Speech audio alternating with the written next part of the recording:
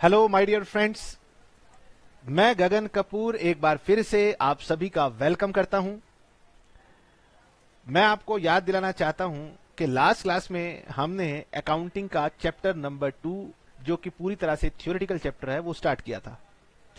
Chapter का नाम था बेसिक अकाउंटिंग टर्म्स और मैं कोशिश करूंगा कि आपको, क्योंकि अभी तक आपने प्रैक्टिकल पढ़ा नहीं है, तो थ्योरेटिकल टर्म्स समझा पाऊं। हमने लास्ट क्लास में एक तो ये पढ़ लिया था कि बिजनेस ट्रांजैक्शन किसे कहते हैं, हमने ये पढ़ लिया था कि सर कैपिटल किसे कहते हैं, और हमने ये पढ़ लिया था कि सर अकाउंट किसे कहते हैं। हालांकि तीनों बहुत बेसिक टर्म थी। जैसे जैसे आप 11th क्लास में अकाउंट्स में आगे बढ़ते जाएंगे ये चीजें आपको अपने आप क्लियर हो जाएंगी। हो सकता है अभी थोड़ी सी मेहनत करनी पड़े। आज की क्लास में मैं आपको और आगे जो टर्म्स हैं वो समझाने की कोशिश करूंगा। बच्चों ने बोला कि सर आपने पढ़ाया था, क्लास में समझ नहीं आया था, अब हमें समझ में आ गया। चलिए, बहुत अच्छी बात है, very very good, thank you for your appreciation.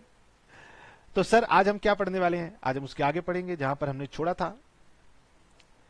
तो लास्ट क्लास तक मैंने आपको 3 टर्म समझा दी थी और आज की क्लास में हम उसके आगे चलने वाले हैं। अब जहां तक हमने आपको बात बताई थी तो मैं यहीं से लेता हूं। हमने लिखा asset is equal to capital plus liabilities कह दीजिए या लाइबिलिटी कह दीजिए। तो ये जो कैपिटल होती है ये भी बिजनेस की लाइबिलिटी होती है और इसे हम इंटरनल लाइबिलिटी कहते हैं। और ये जो लाइबिलिटी जिसे हम रियल में बार बार लाइबिलिटी कहते हैं, तो यहां पर इसका मतलब होता है एक्सटर्नल लाइबिलिटी। और इसकी वजह से अगर कभी आपको ये लिखा हुआ मिल जाए asset is equal to liability, तो आप उसे ब्लाइंडली गलत मत कह देना। वो भी एक तरीके से हम कह देंगे कि चलो ये लाइबिलिटी में इंटरनल और एक्सटर्नल जोड़ के बता रहे हैं। वैसे ये स्टूडेंट्स को कंफ्यूजन ना हो तो टीचर कम्युनिटी अक्सर ना इसी टर्म का यूज करती है। ओके, इस टर्म का ज्यादा यूज करती है। तो हालांकि मैं ये कहूंगा कि अगर हम ये कह दें कि assets is equal to liability तो ये गलत नहीं है, लेकिन ये सही भी तो नहीं है। तो टीचर्स को, क्योंकि आजकल ना ऑनलाइन का जमाना हो गया है और कोरोना ने कह दिया एमसीक्यू होते हैं, तो ऐसे में हम इसको अवॉइड करेंगे और इसको इस तरीके से बोलेंगे। ठीक है, तो हमने दरअसल लास्ट क्लास में कैपिटल को डिस्कस कर लिया। अब कैपिटल से जुड़ी हुई एक टर्म और आती है जिसको हम बोलते हैं ड्राइंग्स। तो पहले हम ड्राइंग्स को डिस्कस करेंगे। जैसे कि आपको अपनी बुक के सीक्वेंस में भी दिखाई दे रहा है कि हमारे टीएस ग्रेवाल सर कह रहे हैं जी कैपिटल के बाद बच्चों को ड्राइंग्स पढ़ाओ। ये आपको दिखाई दे रहा है, यहां पर ड्राइंग्स है। तो वो कह रहे हैं पहले बच्चों को ड्राइंग्स बता दो। मैंने कहा अच्छा, ड्राइंग्स बता देंगे। अच्छा, एक चीज और सर, ये जो इक्वेशन है, ये जो लिखा हुआ है capital is equal to assets minus liabilities, और ये जो मैंने इक्वेशन लिखी हुई है आपके सामने, ये जो इक्वेशन लिखी हुई है, क्या ये दोनों आप एक जैसी समझ रहे हैं या अलग अलग समझ रहे हैं?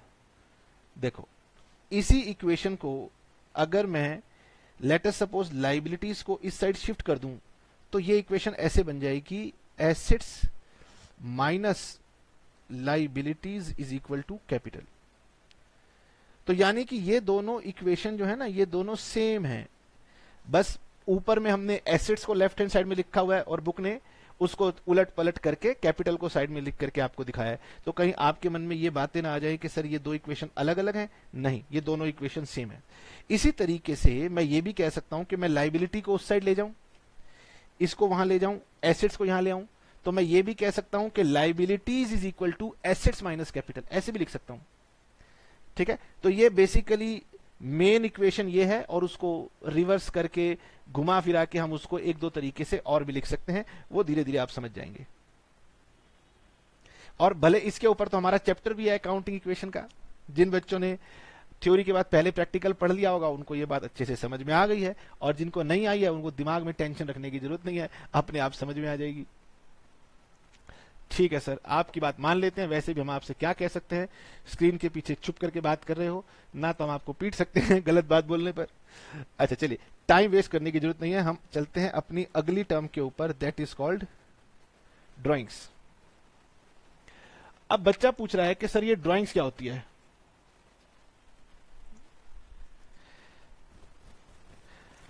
तो ड्राइंग्स क्या होती है, तो ड्राइंग्स को समझाने के लिए लिखने से पहले ना मैं आपको एग्जांपल देता हूं जिससे कि आप मेरी बात को समझ पाएं।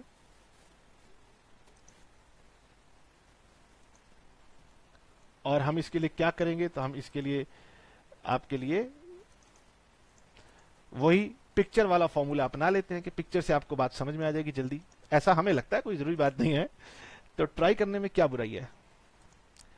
ये हमने आपके लिए पिक्चर ली, एक पिक्चर ली हमने बिजनेस की और एक पिक्चर ली हमने ऑनर की। ओके, तो ये कौन है, तो इन महाशय का नाम हो गया गगन कपूर और इनका नाम हो गया गगन कपूर क्लासेस। सर आप अपना एग्जांपल मत दो, ये गलत बात है, चेंज करो। मैंने कहा अच्छा लो मैं चेंज करता हूं, जैसे बच्चों को अच्छा लगे वैसे। सर ये बच्चे बच्चे मत कहा करो। मैंने कहा अच्छा सॉरी। तो ये मान लीजिए हम इस बिजनेस का नाम क्या रखें, मान लीजिए कोई भी एक्स बिजनेस है ये, और ये मान लीजिए कुछ डेकोरेटिव मटेरियल्स में डील करता है। डेकोरेटिव मटेरियल में सर क्या बात कर सकते हो आप, मान लेते हैं ये अपने पास रखते हैं बेडशीट्स, और बेडशीट्स ये 500 रुपए की बाय करते हैं, और ये मान लेते हैं जो भी कोई आता है खरीदने के लिए तो ये उसको सेल करते हैं 1200 में। 500 रुपए की एक आइटम खरीदते हैं और 1200 रुपए में बेच देते हैं। अच्छा, और सर ये क्या रखते हैं, और मान लीजिए ये रखते हैं कर्टेन्स रखते हैं, और कर्टेन्स मान लो ये 2000 रुपए के खरीदते हैं और मान लो 2800 रुपए के सेल कर देते हैं। ये ब्लैंकेट्स रखते हैं, तो सर ब्लैंकेट्स मान लो 3000 रुपए का बाय करते हैं और 5000 रुपए का सेल कर देते हैं। तो एक शॉप है जो कि डेकोरेटिव गुड्स में डील करती है, उनके पास बेडशीट्स हैं, टॉवल्स हैं, कर्टेन्स हैं, ब्लैंकेट्स हैं, और क्या रखते हैं ये अपने पास कारपेट्स रखते हैं, क्विल्ट्स रखते हैं, कुछ इस तरह की ये आइटम अपने पास रखते हैं। ठीक है, और ये इनके ऑनर हैं। इनके ऑनर का नाम क्या रखें, चलो इनके ऑनर का नाम रख देते हैं गुप्ता जी। मैंने आपको एक बात बताई कि जब भी अकाउंटिंग की हम बात करते हैं तो हम ये मान के चलते हैं कि ये जो बिजनेस है ये अलग है, तो बिजनेस का नाम हमने रख दिया या तो गुप्ता स्टोर्स या गुप्ता ट्रेडर्स, इस तरीके का हमने नाम रख दिया। तो गुप्ता जी इसके ऑनर हैं, ये अलग हैं, और गुप्ता ट्रेडर्स जो हैं ये उनका बिजनेस है, अकाउंटिंग इसको अलग मानती है। अब हुआ क्या, तो ये गुप्ता जी ने अपने इस गुप्ता ट्रेडर्स में कुछ कैपिटल लगा रखी है कि नहीं लगा रखी, लगा रखी होगी सर। कितनी कैपिटल लगा रखी है, एक रिच व्यक्ति है, मान लेते हैं इन्होंने 50 लाख रुपए की कैपिटल इसके अंदर लगा रखी है। अब गुप्ता जी कह रहे हैं गुप्ता ट्रेडर्स को, तो गुप्ता ट्रेडर्स को समझिए कि वो एक अलग आदमी है, तो गुप्ता जी कह रहे हैं गुप्ता ट्रेडर्स को, हाँ भाई मैंने तुझसे 50 लाख लेने हैं। गुप्ता ट्रेडर्स कह रहे हैं हाँ जी सर मुझे याद है, आप मेरी इंटरनल लायबिलिटी हो। अच्छा, तो गुप्ता जी ने गुप्ता ट्रेडर्स से पैसे लेने हैं। अब आप ऐसे सोचिए, लेट अस सपोज आपकी ये दुकान है, आप बन जाइए गुप्ता ट्रेडर्स, और मान लीजिए आपने एक व्यक्ति से लोन लिया 20 लाख का। मेरी बात को ध्यान से सुनो, आपने उससे लोन लिया 20 लाख का, और आपने बोला कि हम तुझे इसके ऊपर हर महीने 1% का इंटरेस्ट देंगे। तो खैर आपको दिमाग लगाने की जरूरत नहीं, मैं बता देता हूं, 20 लाख रुपए के लोन के ऊपर 1% के हिसाब से एक महीने का इंटरेस्ट बनता है 20,000 रुपए, 20,000 रुपीज। इस फैक्ट को याद में रख लीजिए, ठीक है, समझाने के लिए बता रहा हूं। तो उसने बोला गुप्ता ट्रेडर यार वो तूने 20 लाख मांगे थे, देने आ जाऊं दुकान पे। मैंने कहा ले आ, आजा ले आ। तो वो ले आया। अब वो जो पैसे देने आया तो उसने देखा यार तुम्हारी दुकान पे बड़े सुंदर सुंदर कर्टेन्स लगे हुए हैं। कह रहा हाँ। तो भाई वो कहता है जी मेरे घर में ये कर्टेन भिजवा दो। हमने कहा ठीक है भिजवा देंगे। तो मुझे ये बताओ, अगर मैं उसके घर में कर्टेन भिजवाऊंगा तो अगर कर्टेन की कीमत 5,000 रुपए है तो क्या मैं उसको फ्री में वो कर्टेन लगा दूं कि उसने मुझे लोन दिया तो मैं फ्री में लगा दूं? मैं कहूंगा ना भाई ये पैसे मैं तेरे लोन में से काट लूंगा। इसी का नाम व्यापार है। ये आपका घर नहीं है, आपका रिश्ता नहीं है, आपका पर्सनल मैटर नहीं है, ये बिजनेस है। तो जिस तरीके से बिजनेस आउटसाइडर के साथ डील करता है उसी तरीके से बिजनेस अपने ऑनर के साथ भी डील करता है। अब भूल जाओ ये लोन है, अब ये इंटरनल लोन बन गया। अब ये गुप्ता ट्रेडर्स कह रहा है गुप्ता को, गुप्ता जी आपने मुझे 50 लाख का लोन दिया है। बिल्कुल ठीक बात है, कोई दिक्कत नहीं है। अब गुप्ता जी को फोन आता है उनकी मिसिस का, हेलो हाँ हाँ हाँ हाँ डार्लिंग क्या कर रही हो, क्या कर रही हो, ऐसे चौंक जाएंगे गुप्ता जी। हाँ नहीं नहीं मैं बहुत व्यस्त था। ज्यादा मत बताओ कि बहुत व्यस्त थे। तुम्हें आज जब तुम दुकान पर जा रहे थे, उनकी पत्नी डांट रही है कि जब तुम शॉप पे जा रहे थे तो मैंने तुम्हें कहा था कि शॉप से घर के लिए कुछ चीजें लानी है, याद है कि नहीं याद है? अब गुप्ता जी कहेंगे हाँ हाँ हाँ हाँ याद है, तुमने कहा था कुछ लाने के लिए, बेडशीट लाने के लिए कहा था। हाँ तो याद है कलर कौन सा था? हाँ नहीं नहीं तुमने कौन सा कलर, मोव कलर शायद कहा था। अरे मैंने मोव कलर नहीं कहा था, मैंने चेरी कलर कहा था। अच्छा चेरी नहीं कहा था हमने, जो है पिंक कहा था, जो भी कहा था। तो ऐसे उनकी पत्नी उनको फोन पर बोलेगी कि वो जो बेडशीट है ना कॉटन वाली लाना, प्योर कॉटन वाली लाना। हाँ अच्छा, और साथ में याद रखना कर्टेन खराब हो गए हैं, वो कर्टेन भी लेके आना। तो गुप्ता जी गुप्ता ट्रेडर से बात कर रहे हैं, यार वो हमारी धर्म पत्नी का फोन आया था, एक काम करो एक बेडशीट दे दो और एक कर्टेन दे दो, ये घर लेके जाने हैं, घर पे रख के चलते बने। अब गुप्ता ट्रेडर कहेगा गुप्ता जी से, भैया जब मुझे पैसे देते हो तो याद दिलाते हो, तो आज तुम मुझसे सामान लेके जा रहे हो तो याद रखना ये पैसे तुम्हें मुझे देने पड़ेंगे, और अगर तुम मुझे नहीं दोगे तो ये जो तुम दुनिया को सुनाते हो कि मैंने गुप्ता ट्रेडर को 50 लाख दिए हैं तो उसमें से कम हो जाएंगे। अच्छा इसका मतलब, अब ध्यान से सुनिएगा, अब मैं आपको काम की बात बताने जा रहा हूं। इसका मतलब ऑनर अगर बिजनेस में से कैश को विड्रॉ कर ले या फिर वो गुड्स को विड्रॉ कर ले, किस लिए? अपने पर्सनल यूज के लिए। दोबारा बता रहा हूं, अगर ऑनर बिजनेस में से विड्रॉ कर ले, चाहे कैश विड्रॉ कर ले, चाहे बैंक विड्रॉ कर ले, चाहे वो बिजनेस में रखा हुआ सामान ले जाए, चाहे वो बिजनेस में रखा हुआ फर्नीचर ले जाए, चाहे वो बिजनेस में रखे हुए एसेट्स ले जाए, कुछ भी ले जाए, किस काम के लिए? अपने निजी काम के लिए, अपने पर्सनल काम के लिए। तो वो जो भी चीजें ले गया उनकी जो वैल्यू बनेगी उसको हम बोलेंगे ड्राइंग्स। उसको क्या बुलाएंगे हम? ड्राइंग्स। ड्राइंग्स का सिंपल मतलब है निकाल लेना। तो गुप्ता जी ने गुप्ता ट्रेडर से निकाला कैश, सामान, एसेट, तो ये निकाला, इसको बोलेंगे ड्राइंग्स। और ये जो ड्राइंग्स होती है ये हमारी कैपिटल में से माइनस कर दी जाती है। अब सर इसमें एक सवाल आएगा कि अगर गुप्ता जी ने गुप्ता ट्रेडर से बेडशीट ली है तो वो बेडशीट आप ड्राइंग्स मानेंगे, 500 रुपए की मानेंगे या 1200 रुपए की मानेंगे, ये तो बताओ। अगर उन्होंने कर्टेन निकाल लिए अपने घर ले जाने के लिए तो आप 2000 रुपए की ड्राइंग्स मांगेंगे या 2800 की ड्राइंग्स मानेंगे? बहुत सारे बच्चों को तो समझ नहीं आया कि सर ये दो अलग अलग प्राइस क्या है। इसे हम बोलते हैं परचेज प्राइस या कॉस्ट प्राइस, और इसे हम बोलते हैं सेल प्राइस। तो दुनिया को तो गुप्ता ट्रेडर बोलेगा, दुनिया को तो भैया मैं ये सामान सेल प्राइस पे दूंगा, लेकिन ऑनर को मैं ये सामान कॉस्ट प्राइस के ऊपर दूंगा। तो यानी अगर उन्होंने कैश की जगह गुड्स निकाले हैं तो टीचर आपको कंफ्यूज करने के लिए दो दो प्राइस देगी। तो आपको याद रखना है कि ड्राइंग्स हमेशा कॉस्ट प्राइस के ऊपर रिकॉर्ड की जाएंगी। ठीक है, आइए अब हम इस बात को यहां पर लिखने की कोशिश करते हैं कि अगर वो आपसे पूछें ड्राइंग्स क्या होती है तो आप कैसे लिखेंगे। तो हम लिखेंगे ड्राइंग्स के बारे में, ड्राइंग्स मीन्स अमाउंट। अमाउंट की बात करें तो अमाउंट में या तो हम कैश की बात करते हैं या बैंक की बात करते हैं। ये विड्रॉ कर ले या फिर गुड्स को विड्रॉ कर ले तो हम उससे बोलते हैं goods taken by the proprietor. और इसमें इंपॉर्टेंट बात यह जरूर लिखनी है कि उसने क्यों निकाला, पर्सनल यूज के लिए निकाला। हो सकता है वो बिजनेस यूज के लिए निकाले, तो बिजनेस यूज के लिए वो ड्राइंग्स नहीं होता, पर्सनल यूज के लिए वो ड्राइंग्स होता है। गुड्स ओब्लिग एसेट्स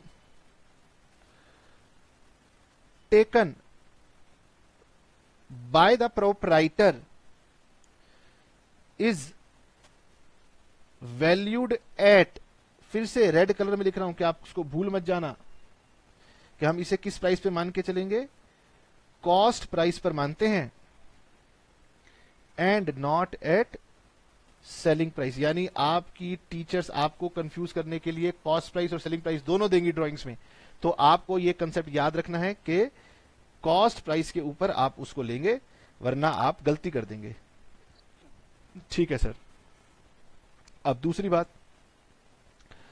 दूसरी बात यह है कि drawings are shown by way of deducting, मतलब आप इसे ना माइनस करके दिखाते हैं। बोलो किस में से? From the amount of capital while preparing balance sheet. अब सर ये बैलेंस शीट कौन सी नई बीमारी है, हमें बैलेंस शीट पता ही नहीं क्या होती है। तो कोई दिक्कत की बात नहीं, हम आगे चल के जल्दी ही सीख जाएंगे कि हम बैलेंस शीट बनाएंगे एक, और वही टी शेप बनाएंगे। इस टी शेप में लेफ्ट साइड को लाइबिलिटीज कहते हैं और राइट साइड को एसेट्स कहते हैं। और क्योंकि कैपिटल भी एक इंटरनल लाइबिलिटी होती है, इसीलिए यहां पर हम दिखाते हैं कैपिटल, और इसी कैपिटल में से हम ड्राइंग्स वाला अमाउंट कर देते हैं माइनस, और ये माइनस करने के बाद जो बैलेंस बच जाता है उसको हम बाहर दिखाते हैं। ये हमारी बैलेंस शीट का फॉर्मेट होता है।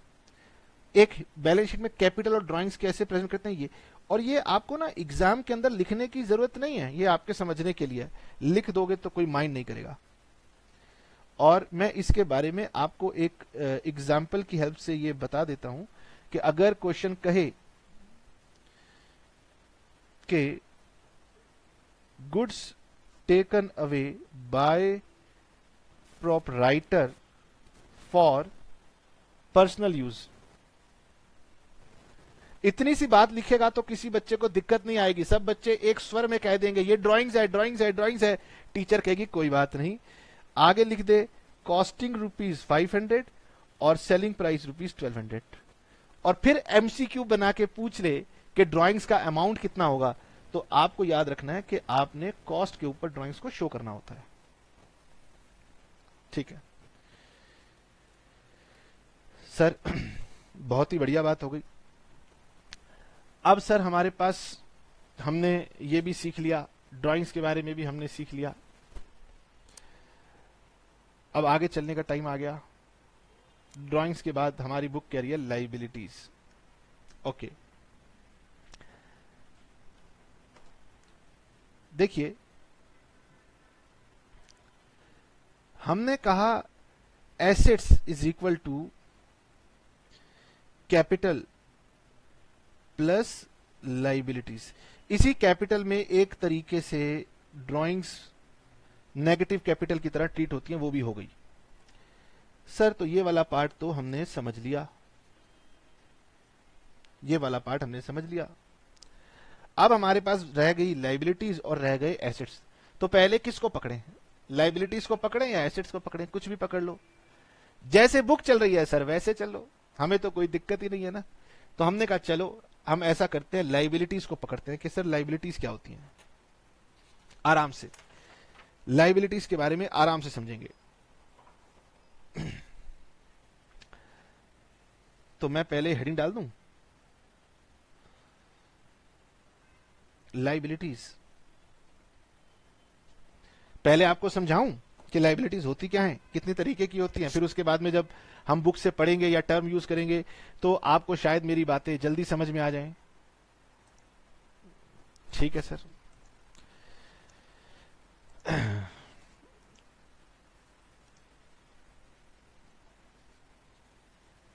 ये है हमारा बिजनेस। ओके, और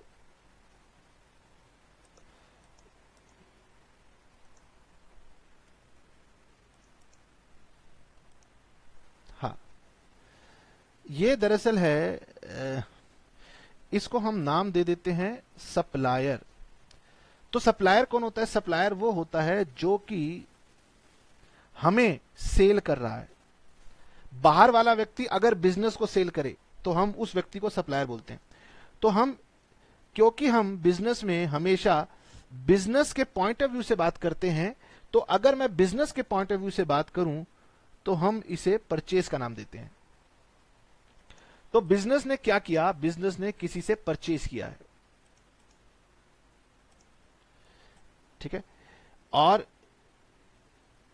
ये जो आइटम हमने परचेज की है इसको हम कहेंगे गुड्स, और हमने इसके जो परचेज किया सप्लायर से वो मान लो 50,000 रुपए की परचेज की है, और हमने इसे उधार पे परचेज किया है, क्रेडिट पे परचेज किया है।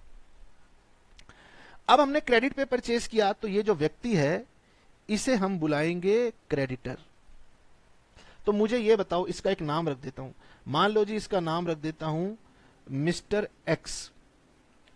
बिजनेस ने मिस्टर एक्स से क्रेडिट पर 50,000 रुपए के गुड्स परचेज किए हैं, इसीलिए बिजनेस को मिस्टर एक्स को 50,000 रुपए देने हैं।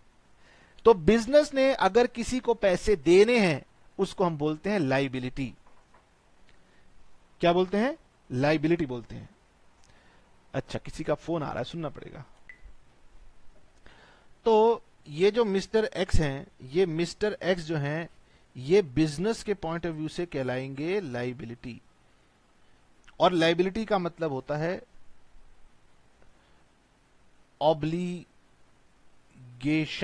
ऑब्लिगेशंस हैं, या सिंपल लैंग्वेज में कहूं तो अमाउंट पेबल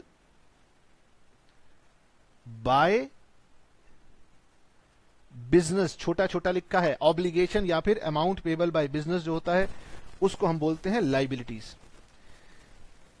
ठीक है, तो मैं इसके ऊपर 1 घंटा 2 घंटा कितना भी बोल सकता हूं। तो समय है कि हम इसको आगे बढ़ें और समझने की कोशिश करें। जितना हम जानते हैं उससे शुरुआत करें और आगे बढ़ें।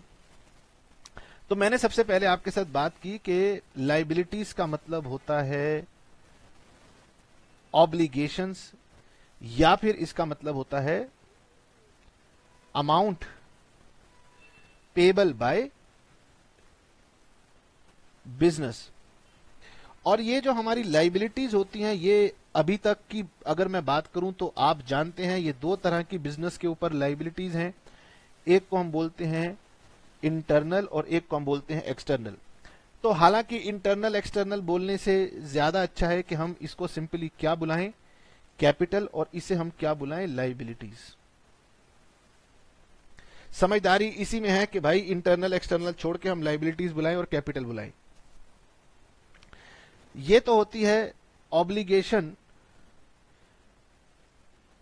Towards owner for amount invested, क्योंकि उसने बिजनेस में मनी इन्वेस्ट किया हुआ है, ये उसकी लाइबिलिटी है। और ये किसकी है? ये हमारी आउटसाइडर्स के अगेंस्ट लाइबिलिटी है, टूवर्ड्स आउटसाइडर्स। क्यों है? क्योंकि हो सकता है कि हमने इनसे गुड्स परचेज किए हों, या हमने इनसे कोई सर्विसेज रिसीव की हों उधार पर, क्रेडिट पर, या फिर हमने इनसे कुछ लोन लिया हो, या फिर हमने इनसे कुछ मनी बोरो किया हो। ठीक है, स्पेशल सर्कमस्टांसिस में हम यूज करते हैं इंटरनल लाइबिलिटी, एक्सटर्नल लाइबिलिटी। अब अपने दिमाग से इंटरनल एक्सटर्नल को बाहर कर दो। अब लाइबिलिटीज को हम 2 नाम से बुलाते हैं, एक होती है कैपिटल और एक होती है लाइबिलिटीज। तो जब हम लाइबिलिटीज शब्द का इस्तेमाल करते हैं तो हम हमेशा एक्सटर्नल लाइबिलिटीज की बात कर रहे हैं। ठीक है, लाइबिलिटी का मतलब है कि मैंने पैसा किसी को पे करना है। मैंने मतलब बिजनेस कह रहा है कि बिजनेस ने ये पैसा किसी को पे करना है। अब अगर मैं इसकी गहराई में गोता लगाऊं तो इस लाइबिलिटीज को हमारी बुक ने खोल के रखा है कि भाई इसके बारे में अभी आपको और भी कुछ जानना है, तो सीधा आप बुक से पढ़ें। पहले आप मेरे से समझिए कि हम इसके बारे में क्या कहना चाहते हैं। मुझे एक बात बताइए, आपको मिस्टर एक्स ने सामान बेचा, मतलब आपने परचेज किया, बिजनेस ने एक्स से गुड्स परचेज किए थे। क्या बिजनेस ने एक्स को पैसे दे दिए? नहीं। क्या कहा? यार एक्स सामान दे जा, मैं तुझे पैसे दे दूंगा। अब क्या हुआ? अब एक्स आपसे पूछेगा कि ये बताइए गुप्ता ट्रेडर्स, मुझे ये बताइए कि ये पैसा आप मुझे कितने समय में देंगे? गुप्ता ट्रेडर्स ने बोला यार ले जाइयो, 3-4 महीने में ले जाइयो, कोई बात नहीं, इतना आम चलता है, 3-4 महीने चलता है, 6 महीने भी चलता है। एक्स ने कहा कोई बात नहीं यार, चल मैं तेरे से पैसे 3-4 महीने में ले लूंगा। जनरली व्यापार में 3 महीने, 4 महीने, 6 महीने उधार चलता है, कोई बड़ी बात नहीं है। थोड़ी देर में गुप्ता ट्रेडर्स पे एक व्यक्ति कोट पैंट पहने, टाई शाई लगाए हुए आ गया। कह रहा है और गुप्ता जी कैसे हैं? गुप्ता जी ने कहा आप कौन? कह रहे जी मैं शर्मा जी। बोले क्या शर्मा जी, क्या बात हो गई? बोले जी ऐसा है, मैं ना ICICI बैंक से आया हूं और हम सरकार ने हमें कहा है कि जाके व्यापारी भाइयों को लोन बांटो, हम लोन बांटने आए हैं, आपको बिजनेस में लोन की आवश्यकता हो तो मैं आपको लोन दे दूंगा। तो व्यापारी आदमी, बिजनेसमैन आदमी लोन लेता है। लोन वो लेता है जुआ खेलने के लिए नहीं, लोन वो लेता है घर में गाड़ी खड़ी करने के लिए नहीं, लोन वो लेता है घर में पार्टी वार्टी करने के लिए नहीं, वो लोन लेता है बिजनेस करने के लिए। उसकी मैं बात कर रहा हूं, क्योंकि पैसा लगाएगा, अपनी दुकान में सामान भरेगा, ज्यादा ग्राहकों को सर्व करेगा तो बिजनेस उसका बड़ा होगा, तो वो लोन लेता है। तो शर्मा जी ने कहा गुप्ता जी बताएं लोन चाहिए, तो गुप्ता जी ने कहा हाँ यार लोन चाहिए। देगा? बोल कितना चाहिए? बोले 2 करोड़ चाहिए, 2 करोड़। शर्मा जी ने कहा कोई बात नहीं, आप ऐसा है मुझे अपने अकाउंट्स दिखा दीजिए कि आपकी क्षमता 2 करोड़ को हजम करने की होगी तो आपको दे देंगे लोन, कोई दिक्कत नहीं। तो व्यापार में जब हम लोन लेते हैं तो शर्मा जी कहेंगे कि भाई ये लोन आपको चुकाना पड़ेगा। गुप्ता जी कह रहे हैं हाँ हमें पता है लोन चुकाना पड़ेगा। सवाल ये उठता है कि शर्मा जी को हम वो लोन कितने समय में चुकाएंगे। गुप्ता जी से जब हमने सामान खरीदा था तो केवल 50,000 रुपए का था, थोड़ा सा था, और बैंक से मैंने 2 करोड़ रुपए के लोन की एप्लीकेशन डाल दी है। बैंक ने कहा चलो हमने आपको दिया, ये बताओ ये पैसा आप हमें कब लौटाओगे? तो उन्होंने कहा जी 5 साल के बाद लौटाऊंगा। तो शर्तें तय हो जाएंगी कि भैया ब्याज कैसे जाएगा, किस्तें कैसे जाएंगी, इस तरीके से सब चीजें तय हो जाती हैं। अब शर्मा जी को यह बात पता है कि कौन सा लोन मैंने 6 महीने में चुकाना है, और यह भी पता है कौन सा लोन मैंने 5 सालों में चुकाना है। ठीक है, बुक ने इन दोनों की बात की, और मैं एक तीसरी बात और करूंगा जो बुक ने नहीं की। हाँ, एक कदम और आगे लेके जाऊंगा आपको। क्या बात है, कल को आगे चल के बुक तंग करेगी, अभी से पढ़ लेते हैं। तो सवाल ये उठता है कि जब आपने चैप्टर नंबर 1 पढ़ा था तो मैंने आपको यह बताया था कि हमारी जो अकाउंटिंग बन रही है वो केवल गुप्ता जी के घर में इस्तेमाल होने के लिए नहीं बन रही, उसको इस्तेमाल बहुत सारे लोग करते हैं। आपने पढ़ा था, जाके रिवाइज करना चैप्टर नंबर 1 में, कि कौन सी पार्टीज हैं जो हमारे बिजनेस में, हमारे अकाउंट्स में इंटरेस्टेड होती हैं। उसमें हमारे एम्प्लॉयज इंटरेस्टेड होते हैं, उसमें हमारे क्रेडिटर्स इंटरेस्टेड होते हैं, उसमें हमारे लेंडर्स इंटरेस्टेड होते हैं, उसमें गवर्नमेंट इंटरेस्टेड होती है। कई सारे लोग ऐसे हैं जो हमारे अकाउंटिंग रिकॉर्ड्स को पढ़ते हैं। तो वो लोग जानना चाहते हैं कि ये जो कर्ज है बिजनेस के ऊपर, जो लाइबिलिटी है, ये लाइबिलिटी कैसी है। क्या ये लाइबिलिटी शॉर्ट टर्म में पे करने वाली है या ये लाइबिलिटी लॉन्ग टर्म में पे करने वाली है?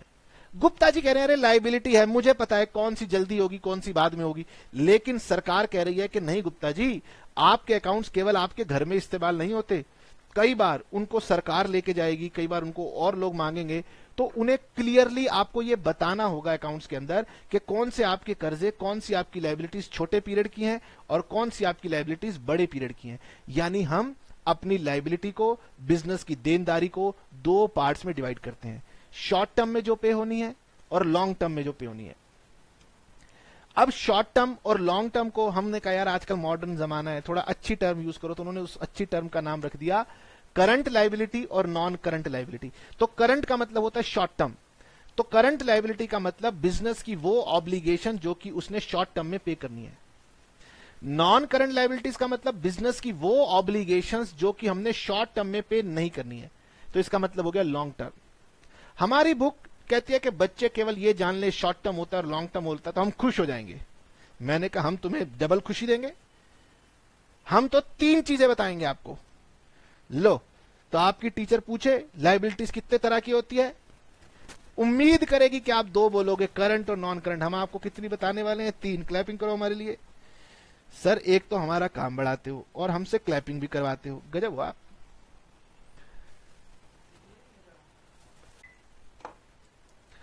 तो 2 तो हमने आपको बता दी, शॉर्ट टर्म और लॉन्ग टर्म, उसको हम नाम देते हैं करंट लाइबिलिटीज, और लॉन्ग टर्म को हम नाम देते हैं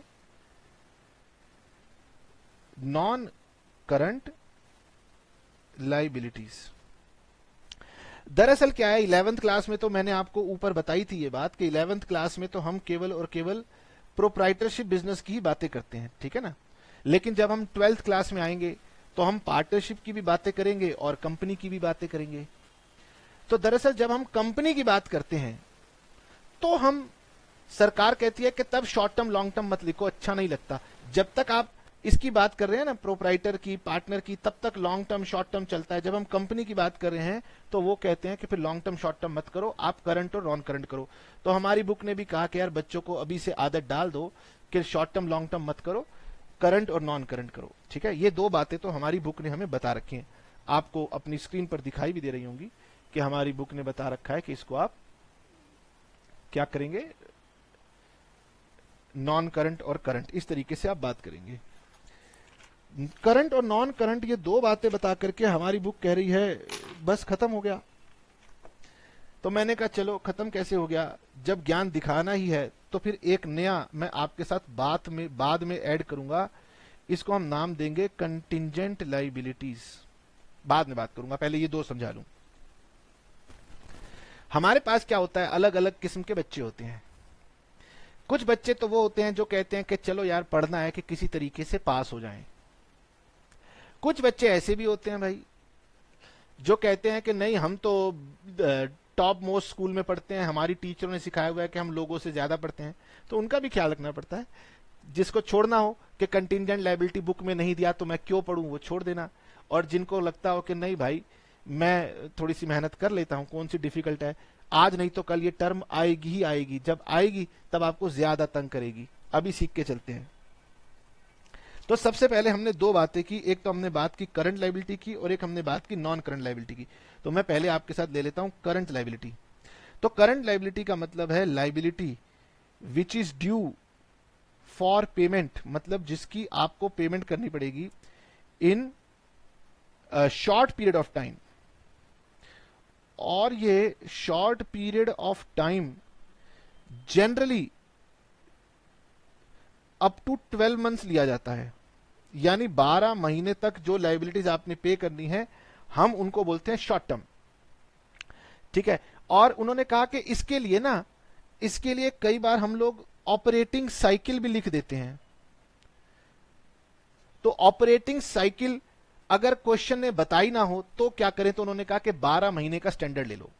यानी करंट लायबिलिटी वो लायबिलिटी है जो कि ऑपरेटिंग साइकिल या 12 महीने के अंदर बिजनेस को पे करनी है।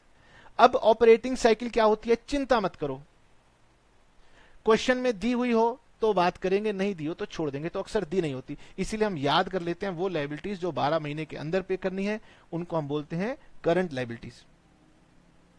अब सर करंट लायबिलिटीज के कुछ एग्जाम्पल्स भी लिखवा दो। इसका सबसे पहला एग्जाम्पल होता है क्रेडिटर्स, इसका एग्जाम्पल होता है बिल्स पेबल।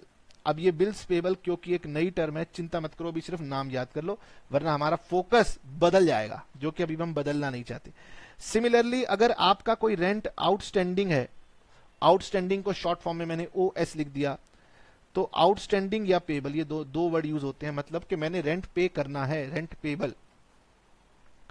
ठीक है, तो ये मेरी क्या है, ये सब मेरी कहलाती हैं करंट लायबिलिटीज। यहां पर देखो, अगर आप यहां पर बुक में देख सकते हो तो बुक में करंट लायबिलिटीज के बारे में लिखा है कि current liability is that liability which is payable with in 12 months from the end of the accounting period. यानी जो साल खत्म होने के बाद अगले 12 महीने तक जो आपको देनी है उसमें उसको हम करंट लायबिलिटी कह रहे हैं। यानी ये भी बैलेंस शीट बनाते वक्त हम बात कर रहे हैं।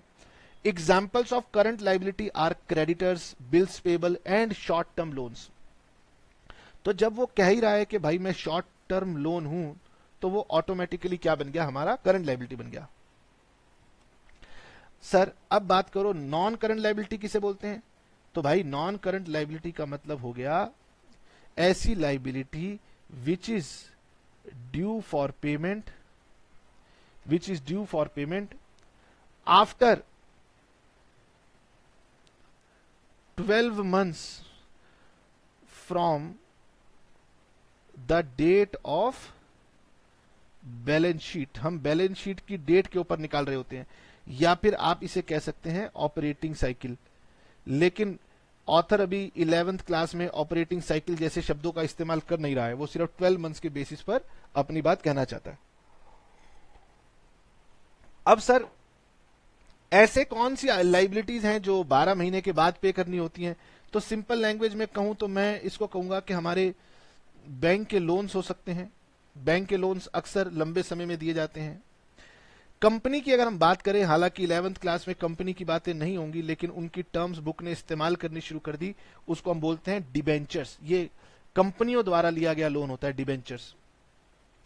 तो ये हम कह सकते हैं। एक होता है मोर्टगेज लोन।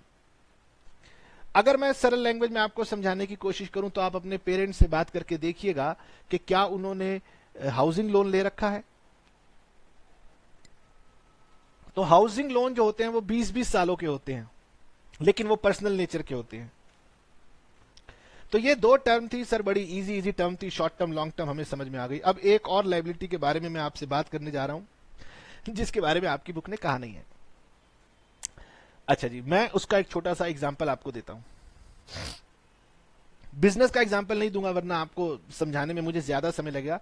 मैं आपको एक जनरल एग्जाम्पल देता हूं, मजाकिया तौर पे समझिए। पार्क में बच्चे क्रिकेट खेल रहे हैं, और क्या किया, क्रिकेट खेल रहे हैं तो भाई बैट्समैन ने खूब जोर से शॉट लगाई और वो गेंद उड़ते उड़ते उड़ते उड़ते उड़ते गई पार्क के बाहर, और पार्क के बाहर एक गाड़ी खड़ी थी, उस गाड़ी का जो साइड मिरर था उस पे जाके लगी और साइड मिरर टूट गया। कार का साइड मिरर टूट गया तो फील्डर था, वो जाके बॉल देखने गया तो देखा भाई कार का शीशा तोड़ दिया इसने। तो चुपचाप फील्डर ने बॉल उठाई और लेके अपने दोस्तों को बोला कि भाई इसकी शॉट से गाड़ी का साइड मिरर टूट गया है, पता नहीं कितने का हो, पैसे देने पड़ेंगे, सामान उठाओ और चलते बनो। और वो जो बच्चे जो खेल रहे थे, बच्चे भगवान का रूप होते हैं, वो डर गए, उन्होंने अपना सामान समेटा, छोड़ो भाई बैटिंग बॉलिंग छोड़ो, मैच छोड़ो, घर चलो। घर आ गए। अब घर आके मन में डर सता रहा है कि यार हमें वहां पर किसी ने देखा तो नहीं था, हमारी गेंद जब उस शीशे पे लगी थी कहीं किसी ने देख तो नहीं लिया, अगर देख लिया होगा तो हमारे घर पैसा मांगने आ जाएंगे,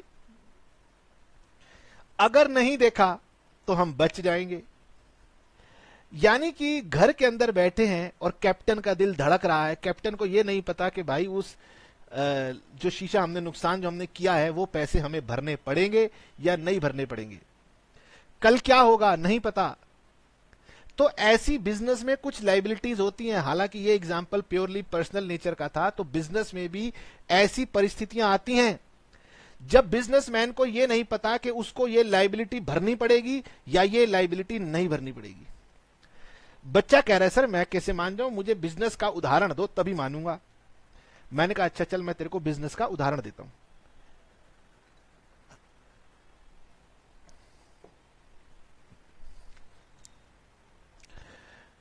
मान लीजिए आप एक इलेक्ट्रिकल अप्लायंसेस बनाते हैं। इलेक्ट्रिकल अप्लायंसेस जैसे मान लीजिए आप स्टीम प्रेस आयरन बनाते हैं, टोस्टर बनाते हैं, गीजर बनाते हैं, वॉशिंग मशीन बनाते हैं, ऐसी कोई अप्लायंस आप बनाते हैं। सपोज कीजिए आप वॉशिंग मशीन बनाते हैं, तो आपकी कंपनी ने वॉशिंग मशीन बना करके बाजार में सेल कर दी। ग्राहक आया, वॉशिंग मशीन ले गया और उसने क्या किया, अपने डेलीकेटेड क्लोथ्स को वॉशिंग मशीन में डाल के धो डाला। और बाद में पता चला वो महाराज कह रहे हैं अरे भाई मेरा सूट था, 10,000 रुपए का मैंने सूट सिलवाया था, वॉशिंग मशीन में डाला और वो खराब हो गया। दुल्हन कह रही है हट दूल्हे को, तेरा सूट 10,000 का था, मेरा लहंगा जो था ना ये 2.5 लाख का लहंगा था, ये खराब हो गया मशीन में धुलने से। दुकानदार कह रहा है कि भैया तूने लहंगे को ड्राई क्लीन क्यों नहीं कराया, तूने मशीन में क्यों धो लिया। अब दुल्हन कह रही है कि भाई मुझे किसी ने बताया था कि लहंगे को वॉशिंग मशीन में नहीं धोना, तो बता तेरी मशीन में लिखा था कि लहंगे को वॉशिंग मशीन में नहीं धोना। अब दुल्हन साहिबा तो दुल्हन साहिबा है, गुस्से में आ गई। तो दूल्हा जो नया नया उसका पति बना कहेगा कोई बात नहीं डार्लिंग, चल कोर्ट में केस कर देते हैं। अब भाई कोर्ट में केस कर देंगे तो जज साहब बुलवा लेंगे, नोटिस जाएगा मशीन बनाने वाली कंपनी को कि भैया कोर्ट में आ जाइए, वहां चर्चा होगी। यहां बैठे वॉशिंग मशीन का मालिक कह रहा है लो भाई ये क्या समस्या आ गई, जज को समझाना पड़ेगा कि गलती हमारी नहीं है, गलती तो उस लेडी की है। और अगर जज साहब को हम समझा ना पाए तो क्या होगा, तो वो 2.5 लाख का लहंगा प्लस अपने वकील की फीस प्लस अपने ऊपर हुए अत्याचार और ना जाने कौन कौन से इल्जाम लगा के हमसे 5 लाख रुपए मांग डालेगी। अब व्यापारी आदमी भैया वकील साहब के पास गया कि वकील साहब ऐसा ऐसा मेरे ऊपर नोटिस आया, बताओ क्या करूं।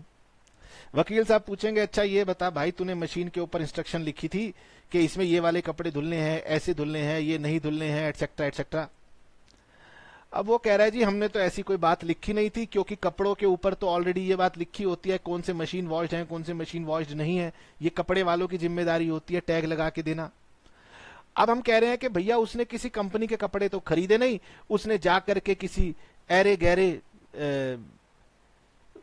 डिजाइनर से एक लहंगा बनवा लिया, उस लहंगे वाले की गलती है। अब वकील कह रहा है कि देखो जी ये तो जज साहब के साथ आर्ग्यूमेंट करके देखेंगे, हो सकता है जज साहब आपकी बात माने, हो सकता है जज साहब उसकी बात माने, हम अपनी तरफ से भरसक कोशिश करेंगे कि आपके ऊपर कोई लायबिलिटी ना आए। यानी कि अब डिसाइडिंग फैक्टर बन गया जज साहब के ऊपर कि जज साहब का फैसला कब आएगा, हमारे फेवर में आएगा, हमारे अगेंस्ट आएगा। तो क्या मैं इसे आज लायबिलिटी कहूं, जब मुझे नोटिस मिल गया तो मैं क्या कहूं कि मेरी कोई लायबिलिटी है या मेरी लायबिलिटी नहीं है? अब भाई गुप्ता ट्रेडर्स कह रहे हैं कि भैया हम तो जानते हैं कि ये लायबिलिटी बन भी सकती है, नहीं भी बन सकती, लेकिन भाई आपके अकाउंट्स तो बाहर वाले लोग भी पढ़ेंगे, उनको भी बताना पड़ेगा कि आपकी इन लायबिलिटीज के सिवाय कुछ ऐसी लायबिलिटीज भी व्यापार में हैं जो कि कल को आ सकती हैं, जिनके बारे में अभी आपको पूरी तरह से पता नहीं है। तो ऐसे बिजनेस के ऊपर किए गए क्लेम्स होते हैं और ऐसी और कई सारी आइटम्स होती हैं जो कि आज की डेट में कंफर्म्ड नहीं है, और ऐसी लायबिलिटीज को हम बोलते हैं कंटिंजेंट लायबिलिटीज। तो कंटिंजेंट लायबिलिटीज क्या होती हैं? लिखिए, कंटिंजेंट लायबिलिटीज हम बोलते हैं मींस ऑब्लिगेशंस, यानी ये हमारे ऊपर ऑब्लिगेशंस हैं relating to an existing condition, यानी आज कोई एक ऐसी कंडीशन है जिसकी वजह से वो एग्जिस्ट करती हैं। अब कलर चेंज करके लिख रहा हूं, विच मे अराइज इन फ्यूचर। हो सकता है कि ये लायबिलिटीज भविष्य में आ जाएं, लेकिन आएंगी तो डिपेंडिंग अपॉन अकरेंस और नॉन अकरेंस ऑफ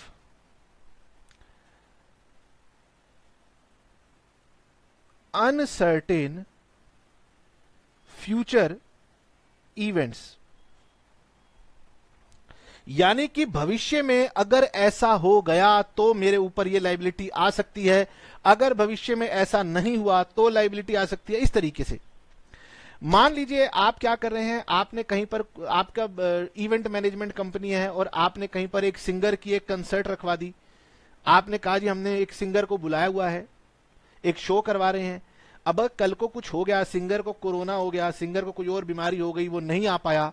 अब आपको पता नहीं फ्यूचर डेट पे सिंगर को क्या हेल्थ कंडीशन होगी, तो अगर वो नहीं आ पाया तो किसी ने आपसे एग्रीमेंट में लिखवा रखा है कि भैया मेरी शादी में वो सिंगर नाचने आएगा, अगर वो नहीं नाचने आए तो मैं तुझसे क्लेम मांग लूंगा। तो ऐसी लायबिलिटीज होती हैं व्यापार में जिनके बारे में हमें नहीं पता कि वो भविष्य में आएंगी या नहीं आएंगी। वो भविष्य में आएंगी, ये डिपेंड करता है कि भविष्य में ऐसा हुआ या भविष्य में ऐसा नहीं हुआ तो आएंगी, तो उनको हम बोलते हैं कंटिंजेंट लायबिलिटीज। इसके एक एग्जाम्पल तो मैंने आपको बता दिया, क्लेम्स अगेंस्ट बिजनेस, यानी हमारे खिलाफ किसी ने क्लेम कर रखा है कोर्ट के अंदर। और इसका एक और बहुत ही पॉपुलर एग्जाम्पल है बिल्स डिस्काउंटेड फ्रॉम बैंक। हालांकि ये अभी आपको समझ नहीं आएगा, ये हम आपको समझाएंगे जब हम आपको इसी 11th क्लास में एक चैप्टर पढ़ाएंगे जिसका नाम होता है बिल्स ऑफ एक्सचेंज। और बिल्स ऑफ एक्सचेंज में दो टर्म्स आती हैं, एक आता है बिल्स रिसीवेबल और एक आता है बिल्स पेबल।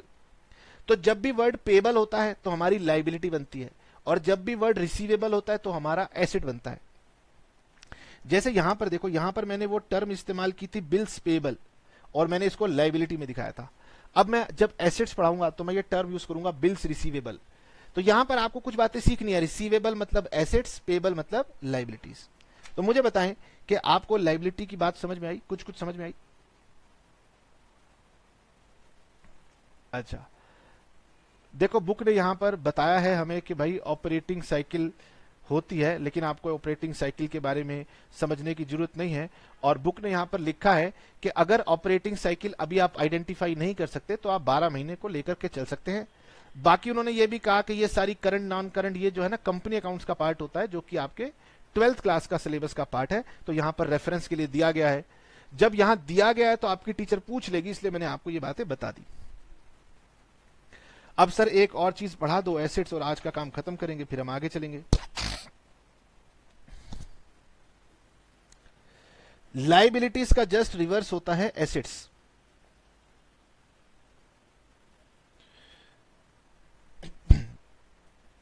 हमारी बुक कह रही है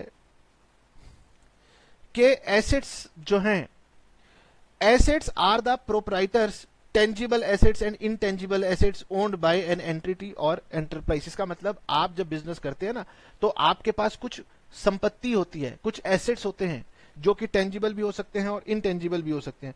तो हमारे पास जो एसेट्स हैं वो टेंजिबल इनटेंजिबल दो तरीके के होते हैं। तो पहले मेरे साथ साथ लिखें, एसेट्स आर, क्या कहा,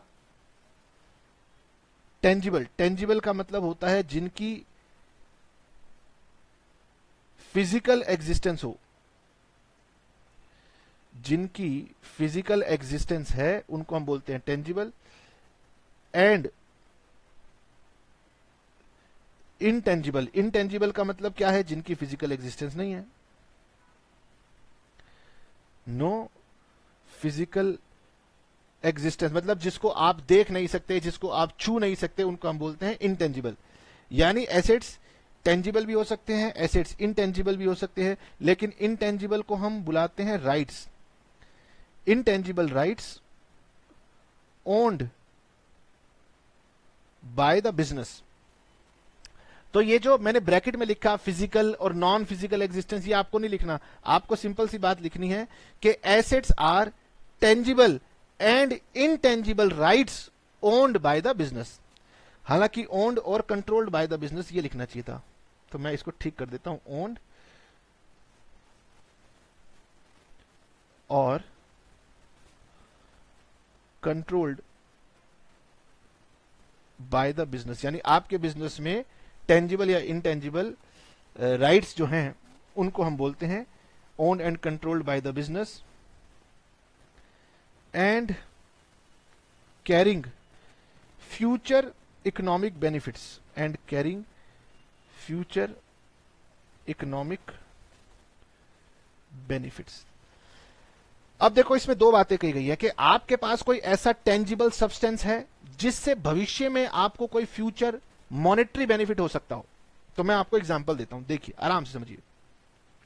मेरा बिजनेस पढ़ाने का है, तो मेरे पास बिजनेस के अंदर कंप्यूटर है, मेरे पास बिजनेस के अंदर एयर कंडीशंस एसी हैं, मेरे पास बिजनेस के अंदर वाटर कूलर, आरओ, फ्रिज, ये सब चीजें हैं।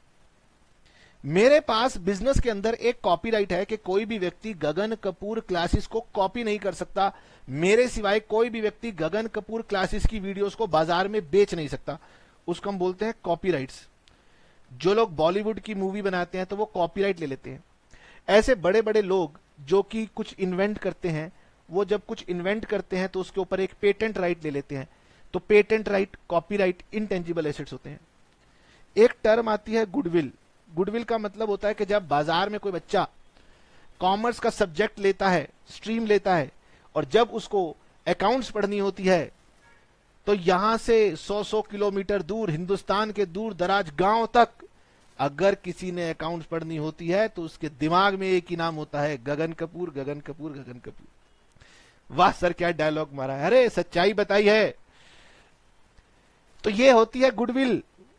अरे मूवी के अंदर शाहरुख खान है, इसी बात से लोग भीड़ लगा देते हैं, that is called goodwill. Sir Shahrukh Khan का जमाना गया, अक्षय कुमार की बात करो, टाइगर श्रॉफ की बात करो, जो भी है। तो हर व्यापार में कुछ गुडविल होती है। एक्टर की गुडविल है, एक्ट्रेस की गुडविल है, प्रोड्यूसर की गुडविल है, जिस भी चीज की गुडविल है, तो गुडविल है। तो गुडविल क्या है? इंटेंजिबल एसेट्स है।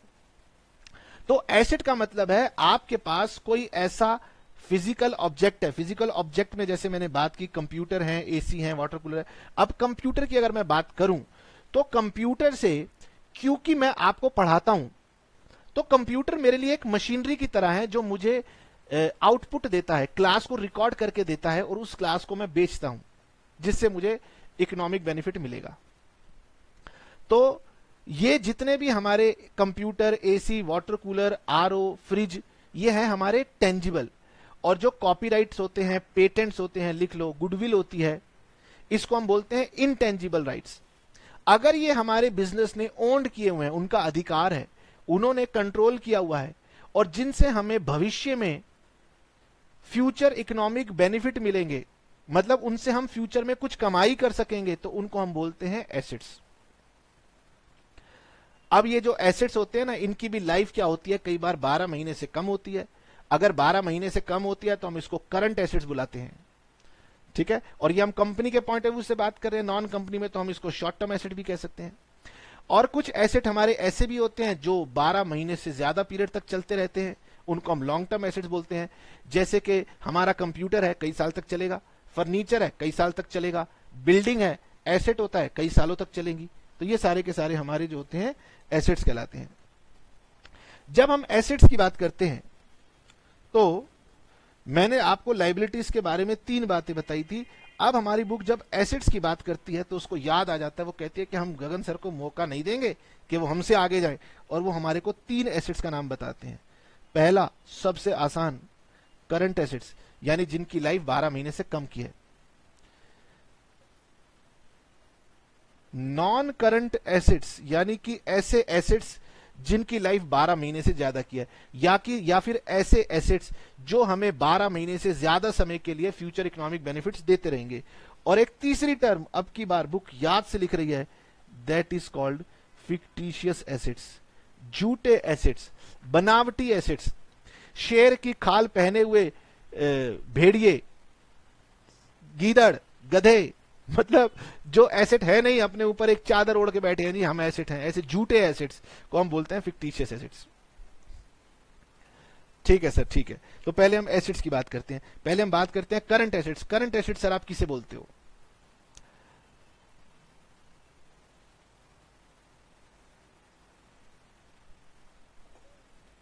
सिंपल भाषा में अगर मैं आपसे बात करूं तो current assets means those assets which can be converted into cash within 12 months from the date of balance sheet। जब आप बैलेंस शीट बना रहे हैं उस दिन हम इसको चेक कर रहे हैं, और उस दिन अगर ये 12 महीने के अंदर हमारे पास कैश में कन्वर्ट हो जाएंगे तो हम ऐसे एसेट्स को बोलते हैं करंट एसेट्स। और अगर हम इसके एग्जाम्पल की बात करें तो हमारे पास जो अनसोल्ड गुड्स होते हैं, इस अनसोल्ड गुड्स को हम जनरली बुलाते हैं स्टॉक। जैसे हमने सामान खरीदा था मिस्टर एक्स से उधार पे, ऐसे हम कुछ लोगों को सामान सेल करते हैं उधार पे। तो बिजनेस ने अगर किसी को उधार सेल किया होगा तो उस व्यक्ति ने बिजनेस को प्रॉमिस किया होगा कि मैं आपको 3-4 महीने में पैसे दे दूंगा। ऐसे लोगों को हम बिजनेस में नाम देते हैं डेटर्स। एक टर्म मैंने आपको बताई थी, बिल्स रिसीवेबल। जो रिसीवेबल वर्ड आ गया तो वो एसेट हो गया, और वो क्या होता है, वो शॉर्ट टर्म के लिए होता है। सिमिलरली प्रीपेड एक्सपेंसेस, तो नाम में एक्सपेंसेस आ गया लेकिन मैंने ये पहले से ही दे रखे हैं, ये मेरे एसेट्स बन जाते हैं और इनको हम करंट एसेट्स बोलते हैं। अब बात करते हैं सर नॉन करंट एसेट्स की। नॉन करंट एसेट्स क्या होते हैं? तो हमारे नॉन करंट एसेट्स ऐसे एसेट्स होते हैं जो 12 महीने से ज्यादा समय के लिए एंटरप्राइज हेल्ड करेगी। यहां अगर आप देखें तो यहां आपको दिखाई दे रहा है कि non current assets are those assets which are held by an entity not with the purpose of resale but are held either as an investment or to facilitate business operation। in other words, उन्होंने कहा बहुत difficult हमने बात कह दी, those assets held by the business for long term point of view, assets held for long term, that is for more than 12 months from the date of balance sheet. यानी कि आप जब बैलेंस शीट बना रहे थे उसके 12 महीने से ज्यादा समय के बाद वो कैश में कन्वर्ट होंगे, या 12 महीने से ज्यादा पीरियड के लिए वो आपको बेनिफिट देते रहेंगे। इसमें हमारे टेंजिबल एसेट्स भी आते हैं। टेंजिबल एसेट्स में हमारी बिजनेस की बिल्डिंग आती हैं, मशीनरी आती हैं, फर्नीचर आते हैं, और इसमें हमारे इनटेंजिबल एसेट्स भी आते हैं जिन्हें हम देख छू नहीं सकते, जिसके अंदर हम अगर बात करें तो हमारे पास गुडविल है, हो सकता है हो सकता है ना हो, पेटेंट्स हैं, ट्रेड मार्क्स हैं, ये सब चीजें हो सकती हैं। तो अगर हम करंट और नॉन करंट की बात करते हैं तो इनमें कोई दिक्कत नहीं है, सभी बच्चे इसको समझ सकते हैं क्योंकि उन्होंने लायबिलिटीज को पढ़ा हुआ है। अब सवाल ये उठता है कि सर ये दोनों समझ में आते हैं, अब फिक्टिशियस एसेट्स क्या हैं? लायबिलिटी में वर्ड था कंटिंजेंट लायबिलिटी, तो यहां कंटिंजेंट एसेट होना चाहिए था, तो कंटिंजेंट एसेट की हम बात नहीं करते, अकाउंटिंग कहते हैं कंटिंजेंट एसेट्स को तो भूल जाओ। अब आ गया फिक्टिशियस एसेट्स। फिक्टिशियस एसेट्स का मतलब है ये झूठे एसेट्स है। fictitious assets means losses not yet written off. They have no realizable value. Assets की एक पहचान होती है, मेरी बात ध्यान से सुनना, एसेट्स की एक पहचान होती है कि आप उसको बाजार में बेच सकते हैं। अब मैं एक पर्सनल एसेट आपको दिखाता हूं, ये आपको दिखाई दे रहा है, दिस इज गोल्ड चेन, ये गोल्ड चेन है, ठीक है, 40 ग्राम की ये गोल्ड चेन है और बाजार में आज गोल्ड का भाव 47,000 है। मैंने कभी सस्ते जमाने में ली थी इसलिए पहनी हुई है, गरीब आदमी हूं ये मत समझ लेना, गोल्ड चेन पहनता रहता हूं। तो यानी कि इस गोल्ड चेन को मैं बाजार में बेच सकता हूं, ये मेरा एसेट है, लेकिन ये मेरा पर्सनल एसेट है, बिजनेस का एसेट नहीं है। तो एसेट क्योंकि फ्यूचर इकोनॉमिक बेनिफिट देता है, आप इसको मार्केट में सेल कर सकते हैं, इससे मनी ले सकते हैं, ये एसेट की रियल पहचान है। जितने भी एग्जांपल मैंने लिखे हैं इन सबको बाजार में बेच के आपको पैसा मिल जाएगा, इसीलिए इसको एसेट बोलते हैं। अगर कोई एसेट हमने बैलेंस शीट में बता रखा है और उसके हमें कोई पैसा नहीं मिलने वाला, तो उसको हम बोलते हैं फिक्टिशियस एसेट। हमारी अकाउंटिंग का कुछ मेथड है कि ये कई बार हमारी बैलेंस शीट में आ जाते हैं। अब हमारी बुक कह रही है, इसका एग्जाम्पल है, इसका एग्जाम्पल है deferred revenue expenditure such as advertisement. तो उन्होंने कहा कि भाई अगर इसके एग्जाम्पल की बात आपने करनी हो तो इसका एग्जाम्पल है deferred revenue expenditure. Deferred revenue expenditure ये होता क्या है, हम इसकी भी बात करेंगे। अभी आप इसको एडवर्टीजमेंट हैवी एक्सपेंस कह सकते हो, ठीक है। और हमारी बुक ने एक एग्जांपल और दिया, डिस्काउंट या फिर loss on issue of debentures which is an example in the case of companies. हालांकि ये डिस्काउंट और loss on issue of debenture अब नहीं आना चाहिए, हमारे कंपनी अकाउंट्स में कुछ चेंजेस हो गए हैं जिसकी वजह से डिस्काउंट या loss on issue of debentures, हालांकि ये टर्म आप पहचानते नहीं हो, लेकिन ये टर्म अब बैलेंस शीट में नहीं लिखी जाती है, यानी बुक को यहां पर करेक्शन करनी होगी कि वो कब करेंगे, ये उनकी मर्जी है, इसको उन्हें हटाना पड़ेगा, ठीक है। तो आज हम यहीं पे रुकेंगे, हमने आपके साथ अब कुछ और बातें कर ली, बाकी बची हुई टर्म्स नेक्स्ट क्लास में खत्म करेंगे। और अब हमारे पास, क्योंकि हमने मेजर एसेट्स पढ़ लिया, लाइबिलिटीज पढ़ ली, कैपिटल पढ़ ली, अब हमारे पास छोटी छोटी टर्म्स बचेंगी जो कि ज्यादा दिक्कत नहीं करेंगी, जल्दी खत्म हो जाएंगी। हाँ, मतलब अब मैं आपको थ्योरी में ज्यादा तंग नहीं करूंगा, ये चैप्टर अब जल्दी दम तोड़ देगा, घबराना नहीं है, ठीक है, रिवाइज करते रहना है। Okay, tata, bye bye, see you, sayonara.